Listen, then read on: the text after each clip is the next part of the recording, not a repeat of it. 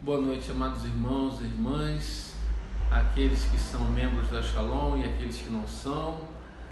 Estamos aqui para dar início ao nosso culto de louvor e adoração ao Senhor. E eu quero convidá-lo a abrir a palavra de Deus num salmo muito conhecido, salmo de número 100. Você pode pegar a sua Bíblia, assim como eu estou com a minha aqui, e se não tiver, você pode acompanhar aí na tela. Salmo 100, eu quero ler apenas 2 versículos, o verso 1 e o verso 2, que diz assim: Cantem hinos a Deus, o Senhor, todos os moradores da terra.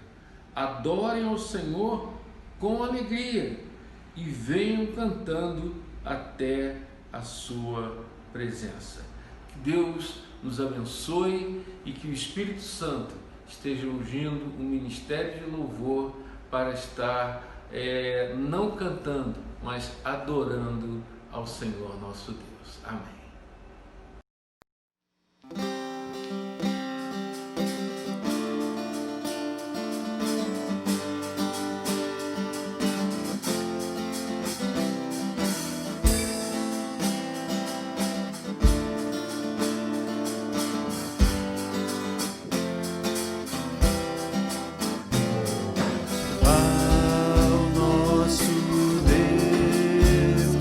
Se assenta no trono e ao poder pertence a salvação. Ao nosso Deus que se assenta no trono e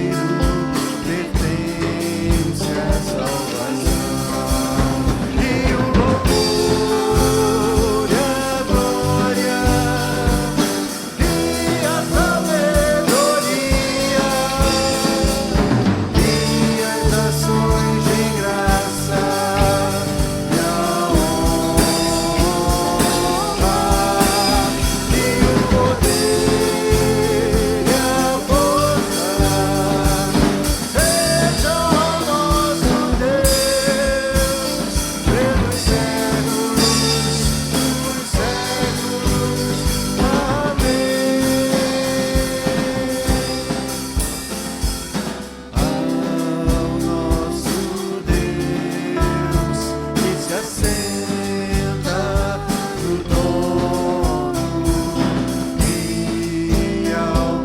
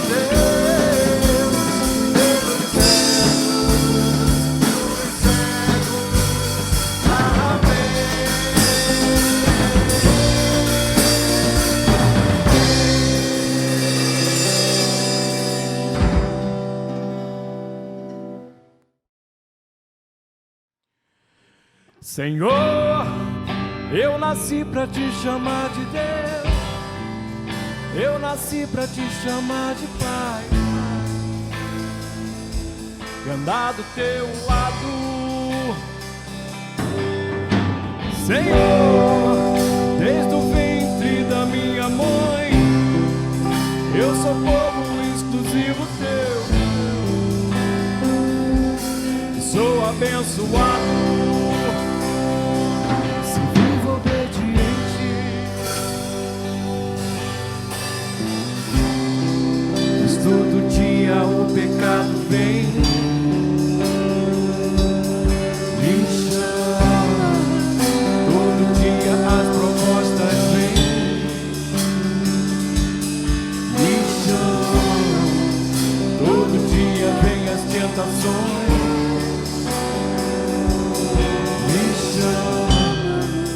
Todo dia o pecado vem, mas eu escolho Deus, eu escolho ser amigo de Deus, eu escolho Cristo todo dia. Já morri pra minha vida e agora eu vivo a vida de Deus, mas eu escolho Deus, eu escolho ser amigo de Deus, eu escolho Cristo todo dia. Já morri pra minha vida e agora eu vivo a vida de Deus. Senhor, eu nasci pra te chamar de amor, eu nasci pra te chamar de Pai, e andar do teu lado, Senhor, desde o ventre da minha mãe, eu sou povo exclusivo teu, sou abençoado, vivo obediente,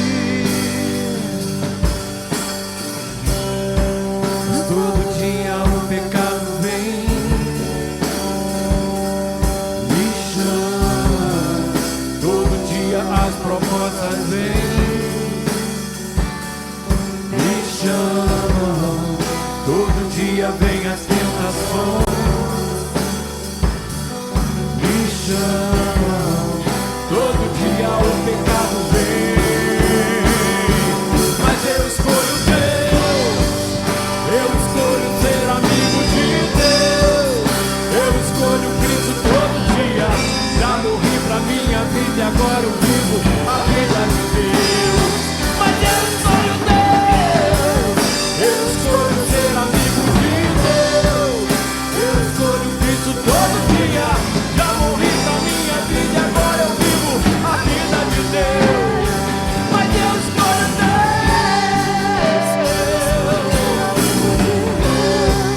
eu escolho Cristo todo dia. Já morri pra minha vida e agora eu vivo a vida de Deus, mas eu escolho Deus, eu escolho de Deus, eu escolho Cristo todo dia. Já morri pra minha vida, agora eu vivo a vida de Deus.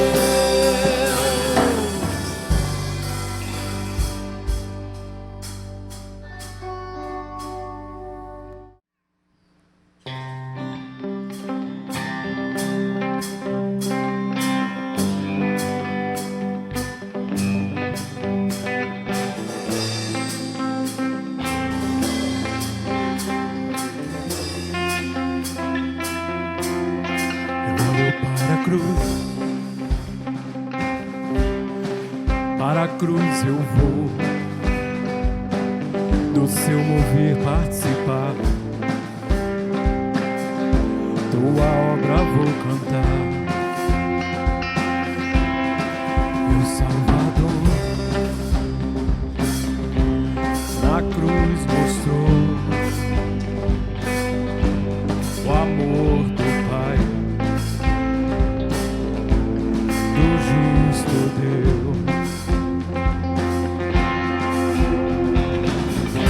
Pela cruz me chamou, gentilmente me atraiu e eu, sem palavras, me aproximo, quebrantado por seu amor.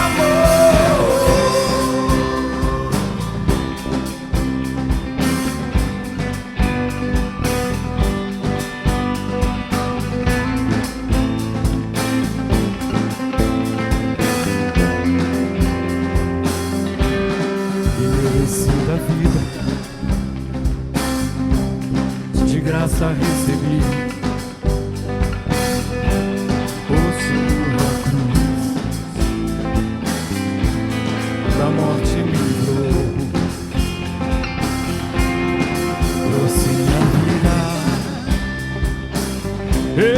estava condenado, mas agora pela cruz eu fui reconciliado. Pela cruz me chamou, gentilmente me atraiu e eu, sem palavras, me aproximo, quebrantado por seu amor. Pela cruz me chamou, gentilmente me atraiu e eu, sem palavras, me aproximo, quebrantado por seu amor. Impressionante é o seu amor.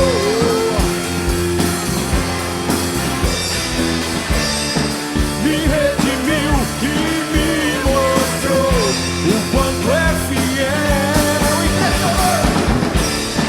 Impressionante é o seu amor.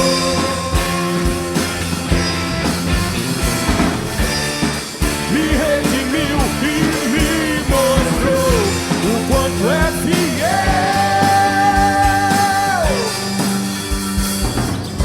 Pela cruz me chamou, gentilmente me atraiu e eu me aproximo, quebrantado por seu amor.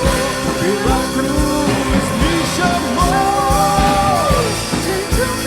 gentilmente me atraiu e eu, sem palavras, me aproximo, quebrantado por seu amor.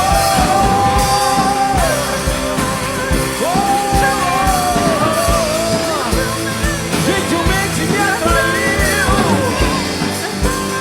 sem palavras, me aproximo, quebrantado por seu amor.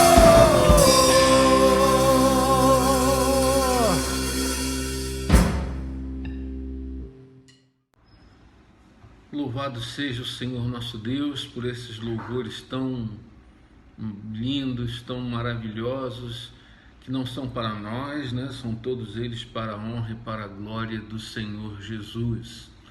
Eu gostaria de aproveitar e pedir a você que se inscrevesse no canal aí da igreja, que você deixasse o seu like, o seu comentário. Isso ajudaria muito a gente. Então eu peço a sua ajuda nesse sentido, a fim de que nós venhamos a quem sabe, ter um grupo tão grande que venhamos a fazer o culto ao vivo e não gravado, na verdade. Mas agora nós vamos passar também para o nosso momento de dízimos e ofertas, né? A gente sabe que esse é um momento especial, é um momento de entrega a Deus. Sabemos que muitas pessoas estão passando por lutas, estão desempregadas, outras Deus tem segurado, mas o dízimo é uma questão de fidelidade, a oferta é uma questão de fidelidade. Em Malaquias, no capítulo 3, verso 10, diz que nós devemos trazer todos os dízimos à casa do tesouro.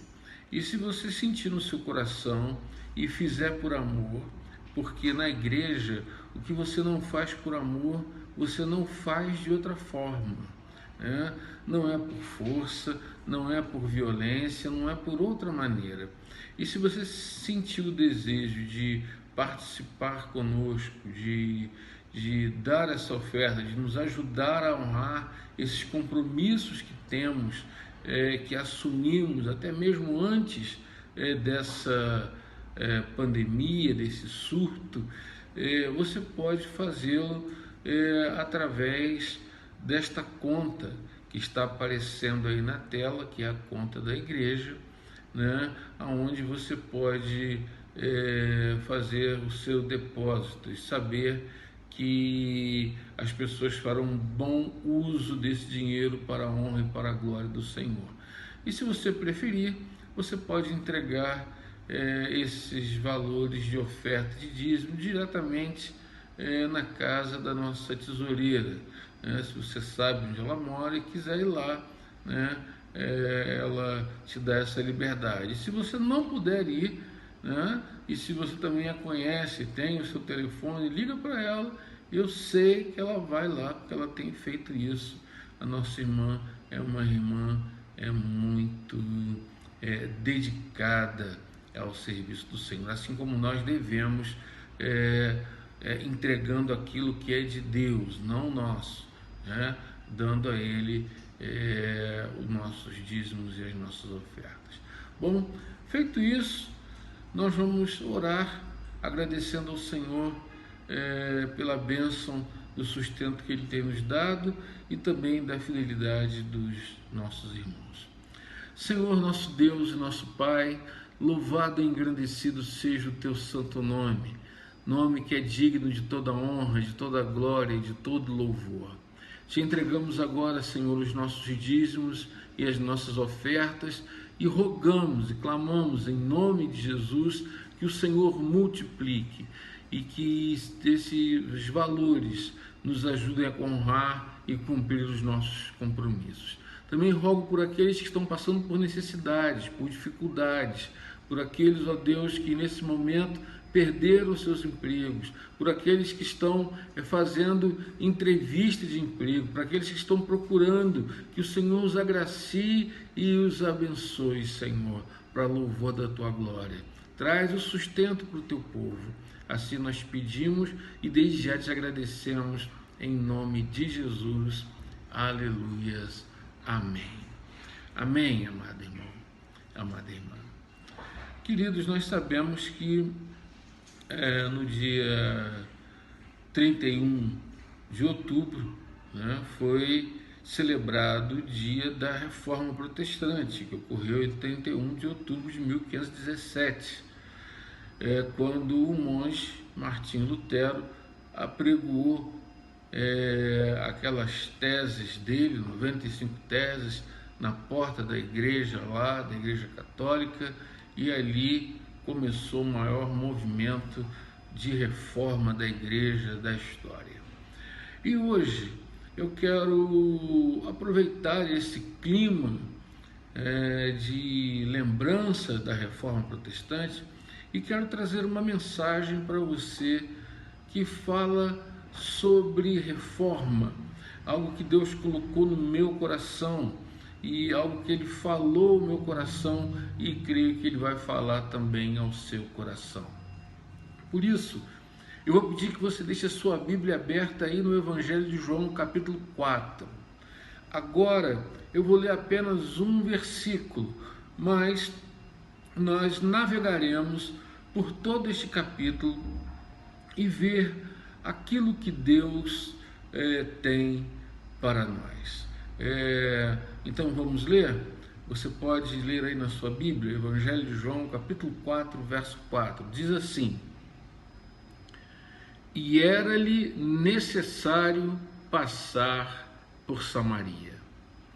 Senhor, em nome de Jesus, pedimos que o Senhor venha com a Tua graça bendita sobre a minha vida e sobre a vida daqueles que nessa hora estão ouvindo a Tua palavra. E que o Senhor traga, ó Deus, a mensagem transformadora de reforma, não só no nosso coração, mas também na vida da igreja. Assim eu te peço, em nome de Jesus e para a glória de Jesus. Aleluias. Amém. Amados irmãos, nós estamos vivendo num momento, num cenário mundial de caos total. Ninguém imaginaria isso, né? Nós temos falado nisso constantemente, de como esse vírus mudou, alterou o comportamento da humanidade, que foi colocada de joelhos, que foi colocada dentro de casa, que foi colocada nos hospitais, algo que fez com que todo mundo tivesse que adotar a mesma conduta e postura independente da cultura. Então, nós estamos diante de uma situação extremamente difícil. A própria Organização Mundial da Saúde se contradisse várias vezes. Olha, não precisa usar máscara, pode usar máscara, faça isso, não faça aquilo. Ou seja, houve muita controvérsia sobre como as coisas deveriam ser tratadas diante de uma situação que pegou toda a humanidade de surpresa e a colocou de joelho. Agora, se nós olharmos para outro lado, nós lembramos se não me engano, do George Floyd, daquele americano negro que foi espancado e recebeu lá um golpe de jiu-jitsu, e depois o policial colocou o pé no seu pescoço e até que ele morresse. E aí, junto com essa problemática desse vírus que já estava causando um problema tremendo em toda a sociedade, o mundo despertou para essa atitude estúpida de racismo e várias manifestações no mundo inteiro contra a atitude daquele policial e também contra aqueles que o estavam protegendo, que estavam procurando esconder aquele ato criminoso. Se levantaram, falaram, gritaram, fizeram passeata, mesmo em meio àquelas proibições de aglomerações. A sociedade americana se levantou contra a morte daquele homem jovem, 46 anos, né? E ele, através do sacrifício que foi feito ali, o mundo se manifestou por causa não só daquela, mas de várias atitudes brutais, violentas, praticada pela polícia americana, e eu diria não só pela polícia americana, mas por muitas polícias por aí, atos de racismo, né? E naquele dia o mundo inteiro entendeu que era necessário protestar. Ora, a reforma nada mais foi do que criar um grupo de protestantes. Os protestantes, eles são os reformados, são os reformadores que protestaram contra a conduta leviana da Igreja Católica, né? Que vem hoje ainda praticando atos altamente questionáveis. Contudo, eu não estou aqui para falar mal da Igreja Católica. Agora, a pergunta, né, que a gente faz aqui, o que de fato é necessário para mudar toda essa situação? Será que as pessoas sabem o que elas têm que fazer? Será que nós sabemos ou temos alguma ideia de por onde começar? Porque, olha só, protestaram, gritaram, falaram, durou aí um período, mas ninguém falou mais. Eu estou falando agora no sermão. O mundo é racista, né? Não só contra os negros, há racismo contra brancos, amarelos, pardos. Mas será que é só gritar? Será que é só quebrar as coisas? O que é necessário? Por que nós estamos aqui pensando no que fazer para resolver? será que a eleição que vem por aí, será que isso é necessário? Será que isso vai mudar a mesma coisa? Ou estaremos aí elegendo os mesmos safados e ladrões que promovem os distúrbios sociais? Também não estou aqui fazendo propaganda política. Agora, nós temos que buscar aonde nós podemos de fato achar as respostas. E nós começamos com as respostas geralmente oferecidas pela sociedade. Há uma lista, né? Se você for procurar na internet, você vai encontrar manuais, você vai encontrar teses, você vai encontrar um tutorial de conduta, né? Mas parece que não tem resolvido muito.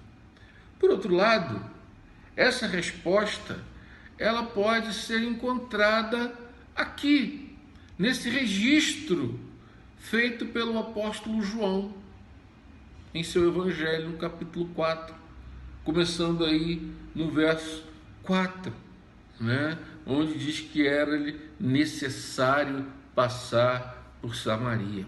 Se você olhar o verso 1 e o verso 2 e 3, você vai ver que o contexto é um contexto de racismo. Dizem que os judeus não se davam com os samaritanos. O samaritano, ele era considerado um ser humano de segunda classe, um judeu de segunda classe, se é que pode se dizer assim. Porque muitos judeus nem os consideravam seres humanos. A palavra aqui é muito forte, né?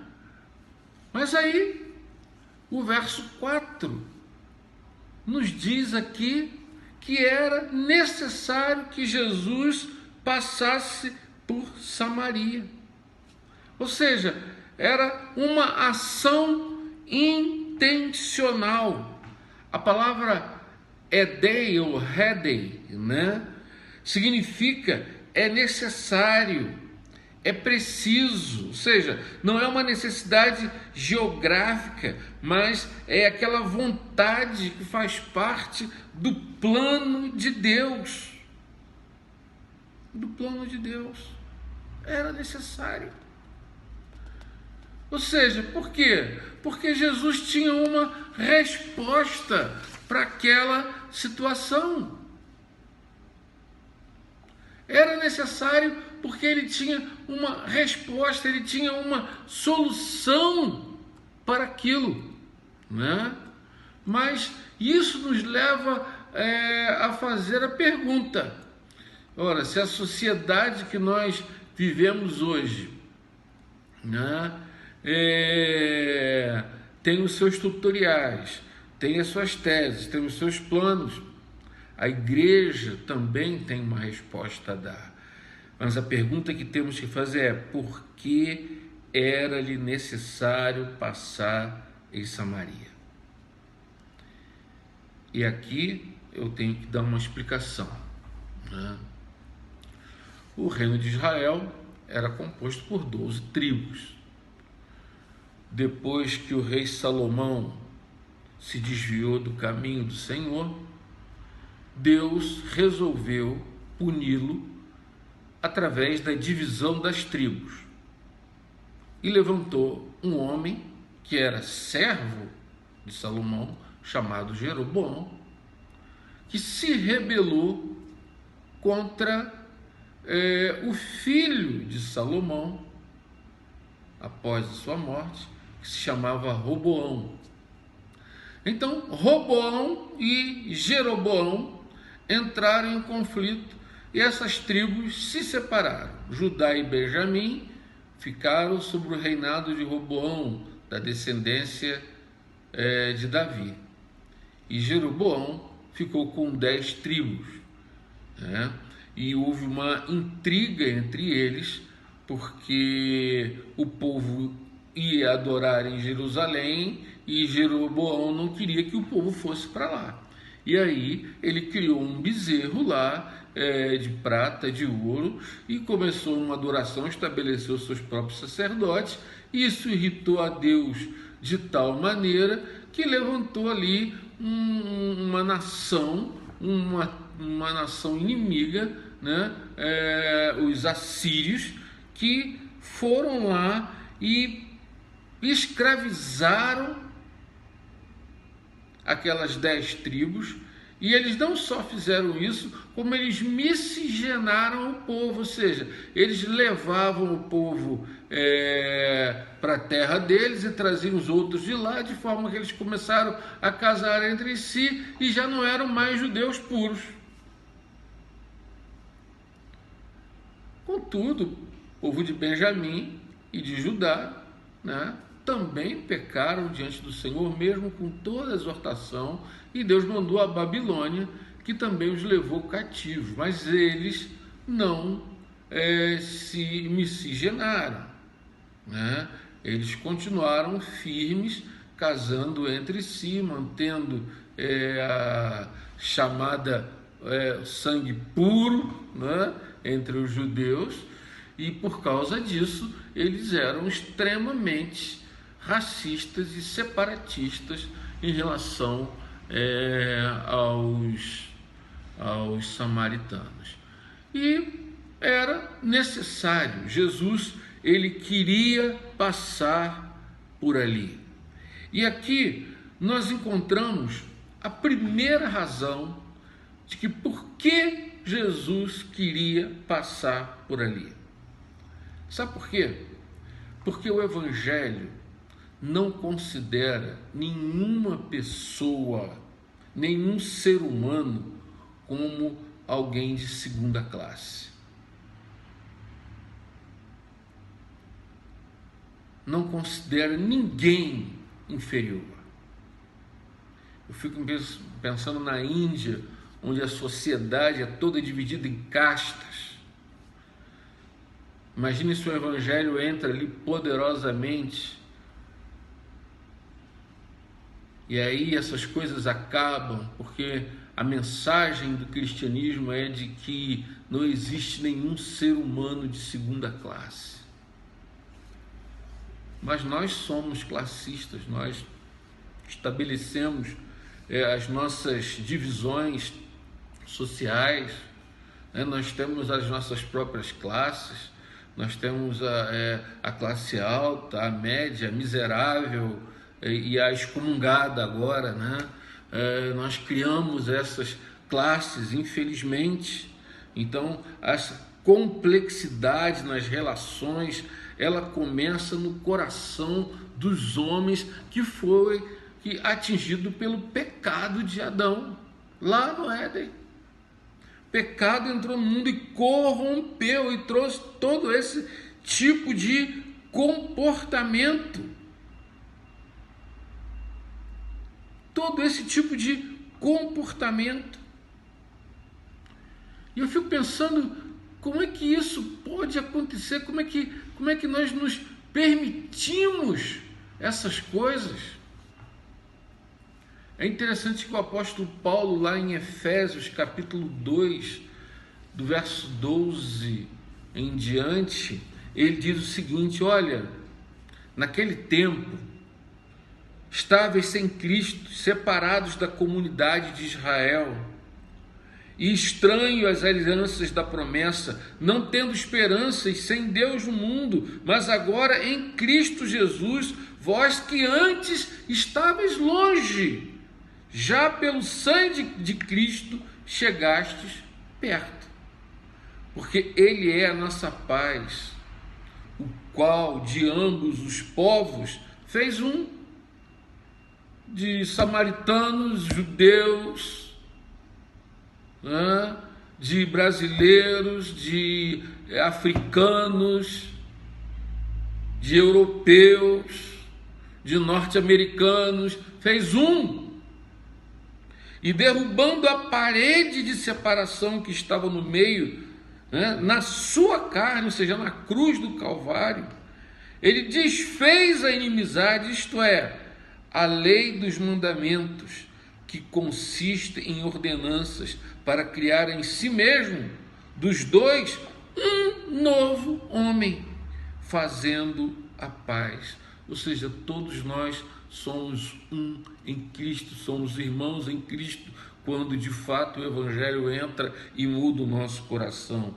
E pela cruz reconciliou ambos com Deus em um corpo, matando com ele as inimizades. E vindo, ele evangelizou a paz a vós que estavais longe e aos que estavam perto, porque por ele ambos temos acesso ao Pai em um mesmo Espírito, assim que já não sois estrangeiros nem forasteiros, mas concidadãos dos santos e da família de Deus. Somos uma família só. Ou seja, em Cristo acaba. Jesus estava indo lá em Samaria para dizer: olha, vamos todos, através da minha vida, do meu sacrifício, uma família só, acabar com esse racismo, acabar com essa separação. Agora, foram os rabinos que deram o primeiro passo? Não. Foram os sangues puros que deram os primeiros passos? Não. Foi algum samaritano que deu o primeiro passo? Não. Quem deu o primeiro passo? Foi Jesus, foi Deus. Foi Ele. O primeiro passo foi do Senhor Jesus, Deus, Cristo, ungido, e sempre será. É necessário, porque o que Jesus fez àquela mulher samaritana, ela não conseguiria fazer. Ela não conseguiria. Olha, e eu quero dizer uma coisa para você, meu irmão, para a igreja, que a igreja precisa ir além de sua rede de relacionamentos e fazer o que só aqueles que têm o Senhor Jesus Cristo como Senhor podem fazer. Só aqueles que têm a Cristo como seu Salvador podem fazer.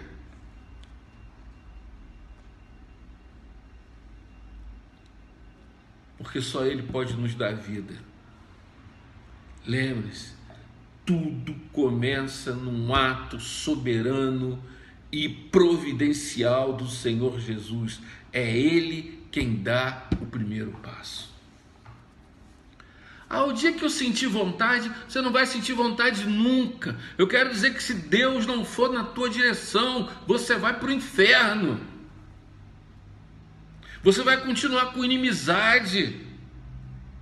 Você vai continuar a não gostar do preto, do branco, do amarelo, do pardo.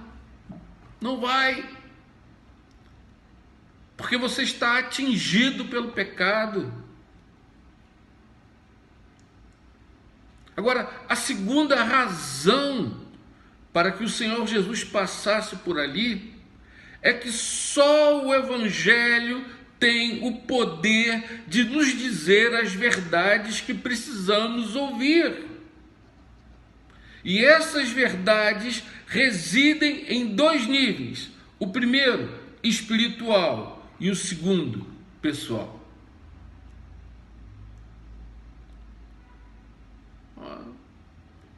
É muito difícil você encontrar uma pessoa que tenha coragem de dizer a verdade para você, a verdade que você precisa ouvir.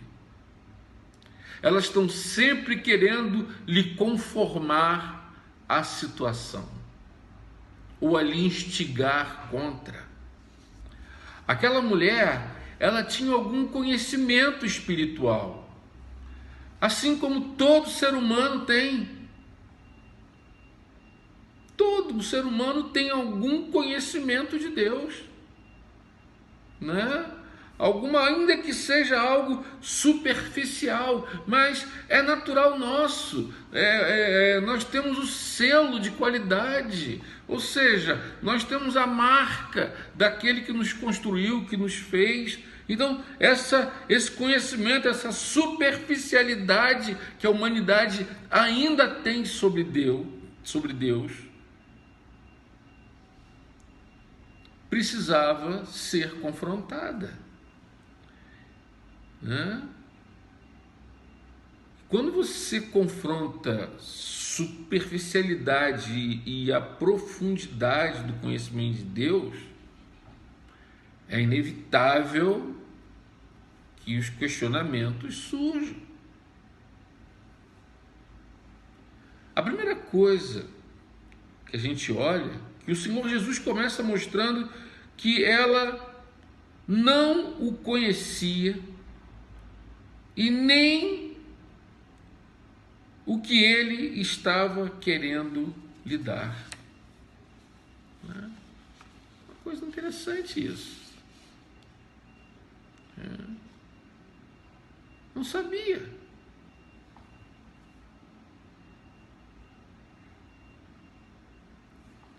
Ela estava ali, né? Ele pediu um pouco d'água, pediu que desse alguma coisa para ele beber. Ele estava com sede, o calor devia estar muito alto, muito forte, diferente daquele de Teresópolis, muito frio. Mas quando há esse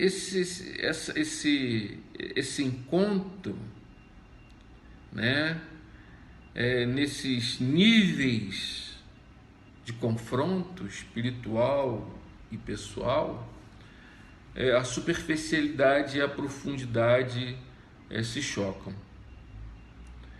E ele revela àquela mulher que o conhecimento dela era muito pequeno para que ela tivesse algum discernimento sobre quem era aquele que estava ali diante dela, né? Essa é uma tarefa que a igreja parece que esqueceu de fazer, né? Parece que esqueceu de fazer. A igreja tem medo de confrontar as pessoas, né? Tem medo de trazer algum tipo de confronto, não confronto para produzir briga, mas para produzir vida, para revelar o verdadeiro conhecimento. A igreja parece que esqueceu disso, né? Que é ministério dela mostrar às pessoas que elas estão cegas para o verdadeiro conhecimento de Deus. E como foi que o Senhor Jesus conquistou aquela mulher? Fazendo um paralelo entre o que ela tinha e podia oferecer e que ele tinha e estava oferecendo. Ele faz um paralelo entre a água e a água viva. Ela entendeu que a água viva era sinônimo de satisfação plena. Foi a ideia. Aí Jesus pede, né? Como é que você me pede de beber, sabendo que eu sou mulher samaritana, que nós não nos damos, que nós não nos gostamos? Jesus olha e diz: se você soubesse quem está te pedindo um copinho d'água, você lhe pediria e ele te daria água viva. Ela disse: água viva? Razão dela ter ficado atenta é de que era algo que poderia trazer para ela plena satisfação. Ela entendeu que água viva era sinônimo de que ela não voltaria mais naquele poço, que seria a cura das suas insatisfações, de que sua vida e aquele trabalho escravo que ela era submetida, porque infelizmente as mulheres naquele período eram submetidas a um trabalho escravo, infelizmente. Jesus trata as mulheres de uma forma diferente, né? Dificilmente algum homem pararia para conversar com ela. Jesus está dizendo: olha, eu tenho algo bom para lhe dar, eu tenho a água viva. Ela diz: Senhor, o Senhor não tem nem nada aí que possa pegar essa água viva. Como é que o Senhor vai me dar essa água viva?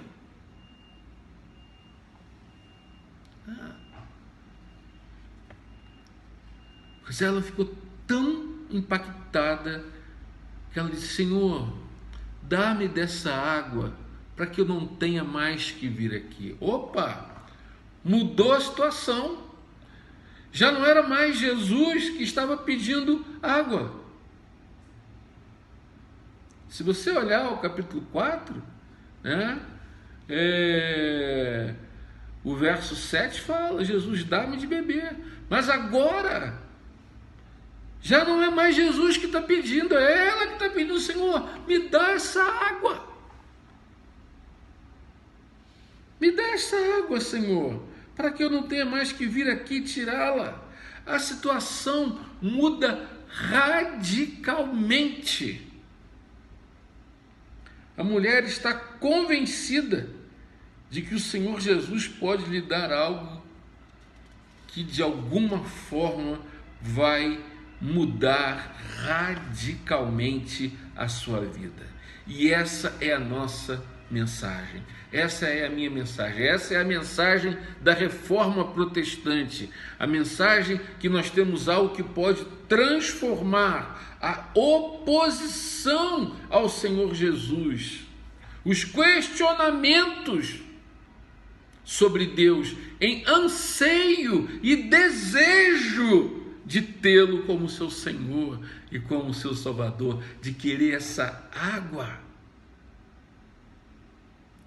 Eu quero só lembrar que todo esse cenário aqui foi intencional. Jesus passou, não havia necessidade geográfica dele passar por ali. Foi uma atitude intencional. Jesus foi intencionalmente ali. E reparem, ele não falou mal de Jacó, ele não falou mal do poço, ele não falou mal das pessoas, ele não falou mal da mulher. E às vezes eu penso que as igrejas estão esperando que as pessoas elas entrem de livre e espontânea vontade na igreja, ou que elas vão cair do céu e sentada no banco, ou que combatendo as suas crenças as alcançaremos com algum sucesso. Não, gente, não, de forma nenhuma.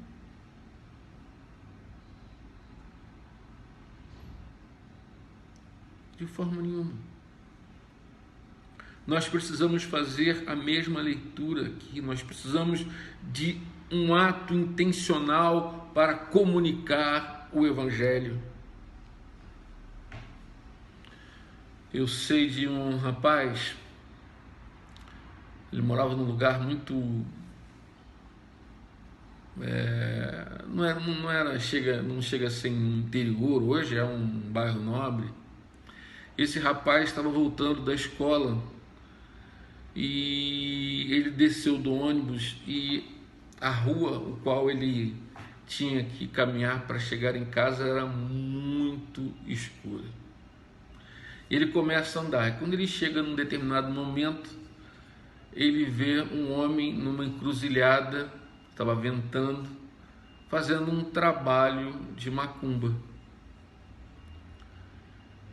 E ele estava tentando acender a vela e De jeito nenhum. E esse rapaz, crente em Jesus Cristo, ele se aproxima daquele homem, e aí o homem pergunta: o que você quer aqui? Eu disse: não, eu estou vendo que o senhor quer acender a vela, eu vou fazer uma paredinha aqui para o senhor acender a vela. E aí ele fez a paredinha, o rapaz acendeu a vela e foi ali começar a fazer o trabalho de macumba. Ele perguntou: por que o senhor está fazendo isso? E aí o homem começou a abrir o coração, disse que já tinha feito várias vezes, mas que não, até agora nada, que ele ia insistir até conseguir. E aí, intencionalmente, aquele rapaz fala da água viva, fala de Jesus, e aquele homem se converte naquele escuro, naquela noite. Não se converteu à igreja, não se converteu à religião, não se converteu a nenhuma visão, a nenhum neurótico, a nenhum radical, mas a Jesus Cristo. A igreja precisa ter esses atos intencionais, estar atento à situação. Verso 16 diz que Jesus ficou preocupado com ela. Ela disse: eu quero essa água, eu quero essa mudança na minha vida. Aí o Senhor pergunta: você tem marido? Você é casada? Ela disse: não. Ele disse: bem disseste, porque já tivestes, segundo aqui o verso 17, já tiveste 5 maridos e o que tem agora não é teu. Meu Deus do céu, palavra profética de revelação. Jesus queria abençoar a família, mas a família dela estava destroçada, e Deus começa a restaurar pela família, e Ele quer restaurar a sua família.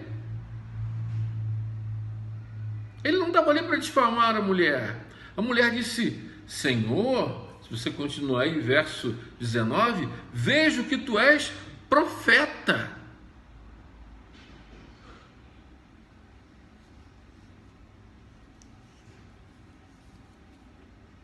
Irmãos,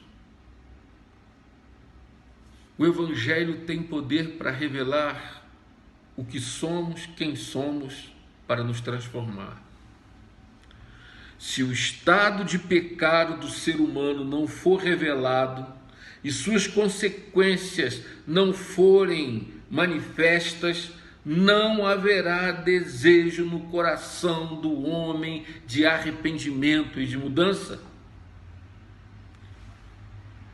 Se nós não mostrarmos o abismo ao pecador, ele cairá nele. Foi nesse momento que ela reconheceu que Jesus era profeta.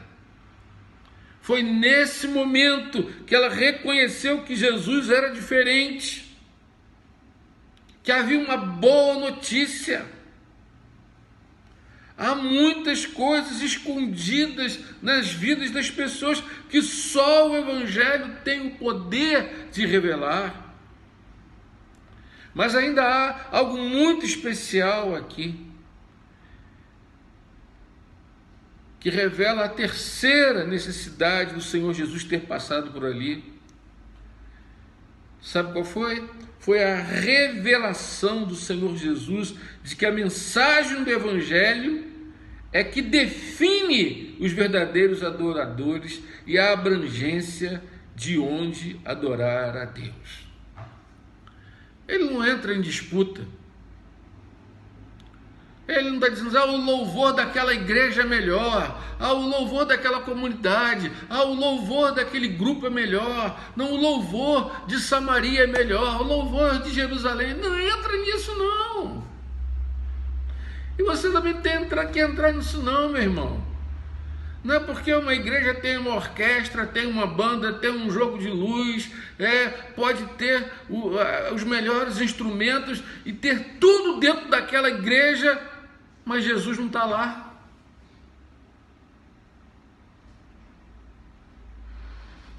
tem toda uma aparência, tem toda uma caricatura cristã, mas Jesus não está lá. Tem o melhor, humanamente falando, mas confrontando espiritualmente, Jesus não está lá. O Senhor não entra em disputa religiosa se era Samaria ou se era Jerusalém. Não é o local que faz a diferença. Não é. Não é o local que faz a diferença. Se é no maior templo ou numa pequena igreja, ou se é numa célula dentro de uma casa, não é o local que define o adorador. Mas o adorador é que faz diferença. O Senhor Jesus disse exatamente isso para aquela mulher. Ele falou exatamente dessa maneira. Ele falou: olha, mulher, pode crer que a hora vem em que nem nesse monte, nem em Jerusalém adorareis o Pai. Ele falou ainda: vocês estão adorando alguém que vocês não conhecem, não sabem. Nós, porém, adoramos aquilo que conhecemos, que sabemos, porque a salvação vem dos judeus. Em que sentido? No sentido de que Jesus era um judeu, não do povo judeu. Porque dos judeus vieram os oráculos, vieram os escritos, as palavras proféticas, mas na pessoa de Jesus. Mas ele diz: mas a hora vem, e agora é, em que os verdadeiros adoradores adorarão o Pai em espírito e em verdade, porque o Pai procura a tais que assim o adorem. Deus é espírito e importa que os seus adoradores o adorem em espírito e em verdade.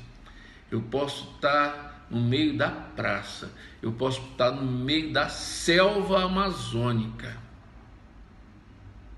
e ali eu estar adorando a Deus, e muita gente pode estar num dos maiores templos do mundo e ainda nem tiveram um encontro real com Jesus Cristo.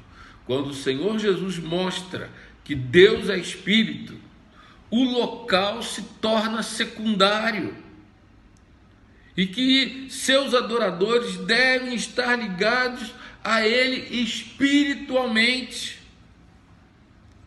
Ele faz questão de mostrar a cegueira espiritual daqueles samaritanos, que na verdade simboliza a cegueira espiritual desse mundo.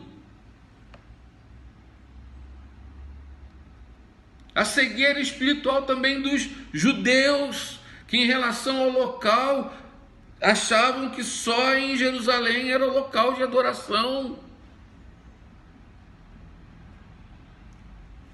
Essa admoestação serve para nós hoje, que sacralizamos os templos.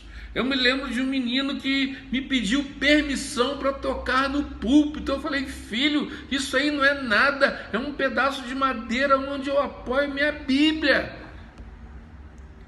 Nós temos que parar de sacralizar isso, de sacralizar púlpitos, templos, mesas, elementos de Santa Ceia. Acabou a ceia, aquilo ali é pão e vinho.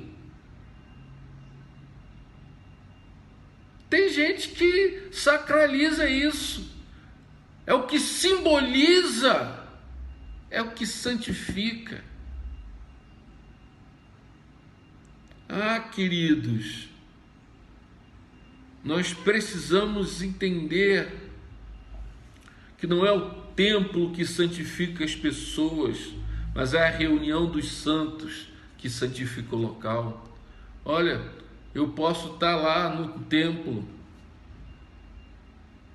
a igreja toda reunida, ela santifica o local. Quando acaba o culto e todo mundo vai embora, e o pessoal quiser jogar um futebolzinho de salão ali dentro, não vai estar pecando, porque não é o tijolo que é santo, santo é o povo, é o corpo místico de Cristo que santifica. Quando a igreja vai embora, o que fica é o templo. Igreja somos nós. Por isso, nós podemos ir para as praças públicas, realizarmos os nossos cultos, para as praias, para cultuarmos a Deus aonde houver abertura para irmos, porque nós adoramos a Deus em espírito e em verdade. Hoje, nós confundimos a adoração com excesso de tecnologia, instrumental e microfones elevadíssimos. Deus não quer isso. Deus quer adoração e não show. E uma quarta verdade é que o Evangelho revela que Jesus Cristo é o Senhor. Aquela mulher sabia algo sobre o Messias. Ela sabia, olha, sabemos que um dia ele vai vir. A Escritura não nos revela como ela obteve aquele conhecimento, mas sabia que um dia ele viria. Sabia. E acontece algo que poucas vezes nós encontramos no Novo Testamento. Uma revelação direta da identidade de Cristo. Jesus olha para aquela mulher e diz, olha, sou eu sou o Messias, sou eu que falo contigo. Aquela mulher quase morreu ali, eu penso, imagino. Qual foi o impacto daquela revelação? A primeira coisa, ela deixou o cântaro, verso 26, né? Ela deixou o cântaro, versos 26 e 27, ela deixou o que ela tinha de mais importante e foi para a cidade, né? Através do poder daquela revelação, algo valioso. Todas as vezes que uma pessoa recebe uma revelação de Cristo como seu Salvador, ela vai abandonar alguma coisa que parecia importante para ela. Algumas pessoas deixam as drogas, como foi o meu caso. Algumas pessoas deixam uma vida vazia, né? Ou outras deixam aquilo que elas julgavam de tremendo valor, temporário, largam. O segundo ato é que ela não guardou aquilo que ela recebeu só para ela. Não é. Ela compartilhou a sua experiência com os seus vizinhos. Ela foi lá falar de Jesus, verso 26, verso 29. Venham ver um homem que tem respondido a todas as minhas perguntas, né? E em terceiro, ela levou esses vizinhos até Jesus, é o que diz o verso 30. Esse é o resultado quando o Evangelho faz sentido para nós. Deixamos aquilo que não presta, compartilhamos a nossa experiência, testemunhamos de Cristo, falamos da reforma que ocorreu e pegamos as pessoas a quem amamos e até aquelas que não gostam de nós e as levamos a Cristo. E há um parênteses aqui, entre a ida daquela mulher samaritana e a chegada dos apóstolos, né? Ou seja, quando os discípulos chegam ali e viram que ele estava conversando com aquela mulher, eles não entenderam muito bem. Jesus, ele olha para aqueles discípulos e faz uma referência ao ministério dos profetas do Velho Testamento, que semearam a palavra de Deus e que prepararam o campo, e agora os apóstolos iriam ceifar o trabalho feito há centenas de anos.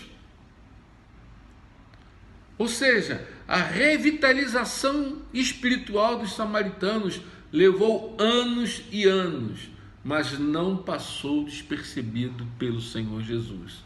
É o que diz aí o verso 27 e o verso 31 até o verso 39.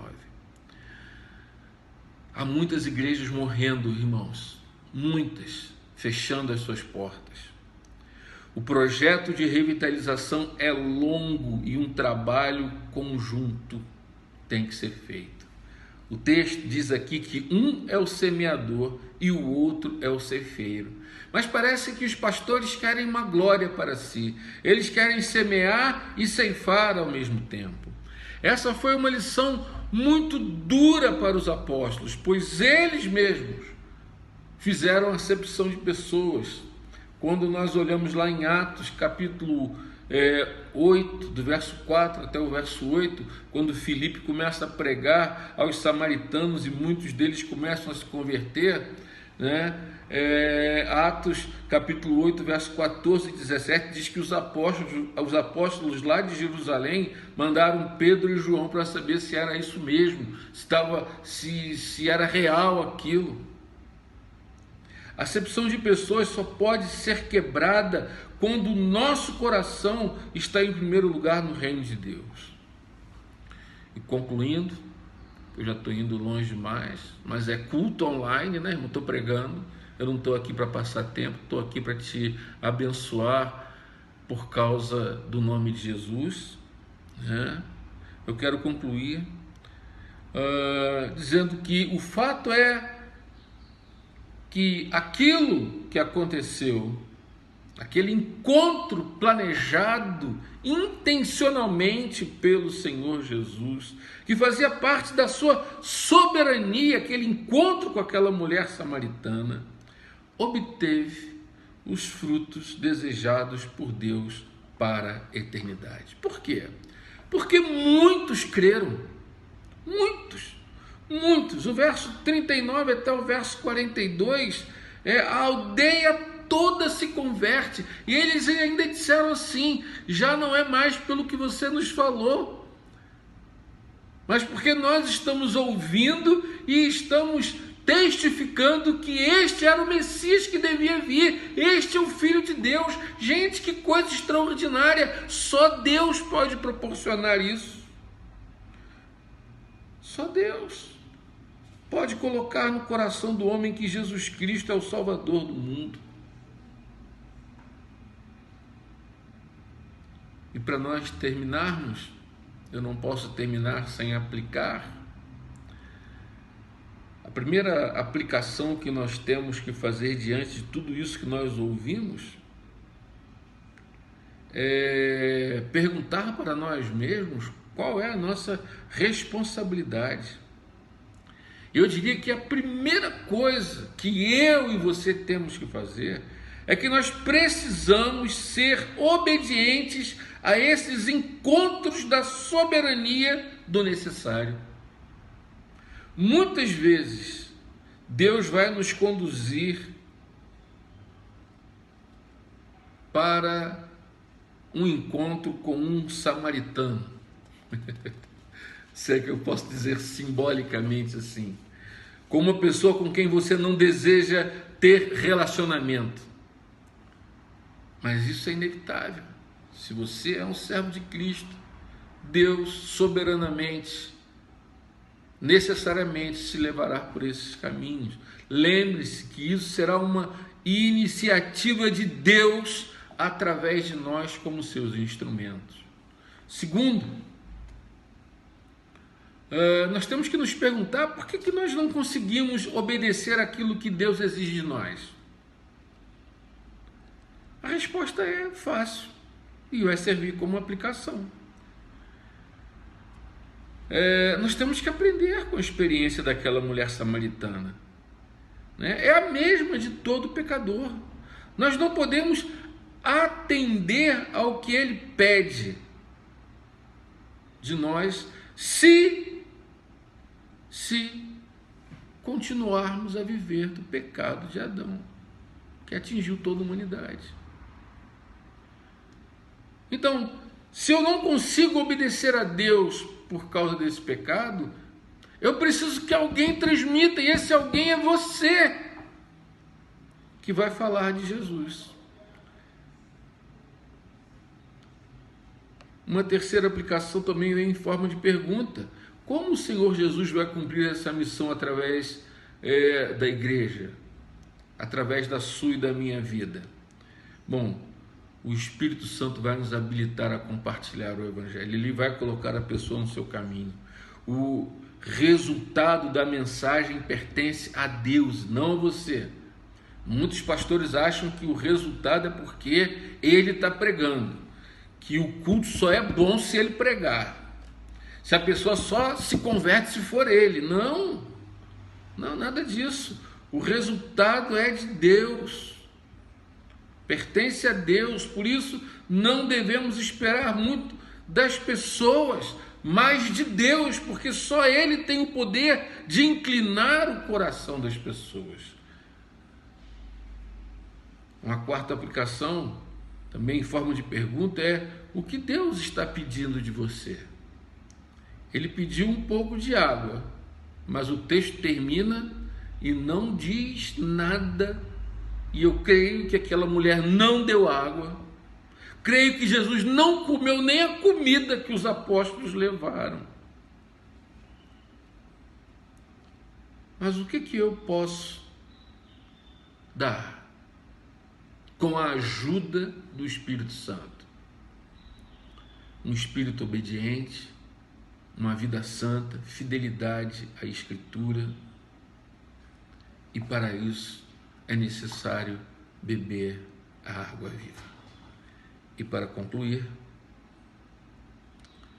faça um propósito com Deus de parar de beber da água do entretenimento que esse mundo dá.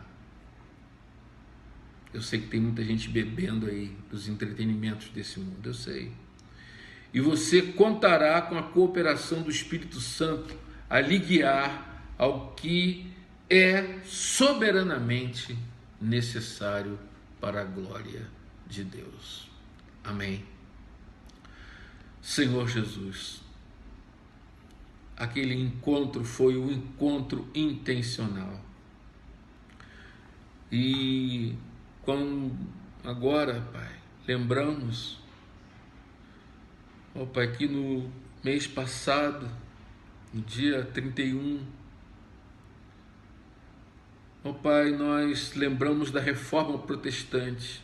Pedimos que o Senhor produza uma reforma em nossos corações, que o Senhor intencionalmente venha intervir no estado atual em que a igreja cristã está vivendo, para que haja uma reforma, um avivamento, uma mudança de vida, para que pessoas sejam salvas, para que vidas sejam alcançadas, para que famílias sejam transformadas. Assim eu te peço e te agradeço em nome de Jesus e para a glória de Jesus. Aleluias. Amém. E que a graça do Senhor Jesus, o amor de Deus nosso Pai e as doces consolações do Santo Espírito seja sobre vós, povo de Deus em Shalom, e sobre todo o povo de Deus espalhado por toda a face da terra, desde agora e para todo sempre. Maranata! Ora vem, Senhor Jesus. Que Deus te abençoe. Um grande abraço. Tenha uma ótima semana. Em nome de Jesus. Até o próximo domingo. Amém.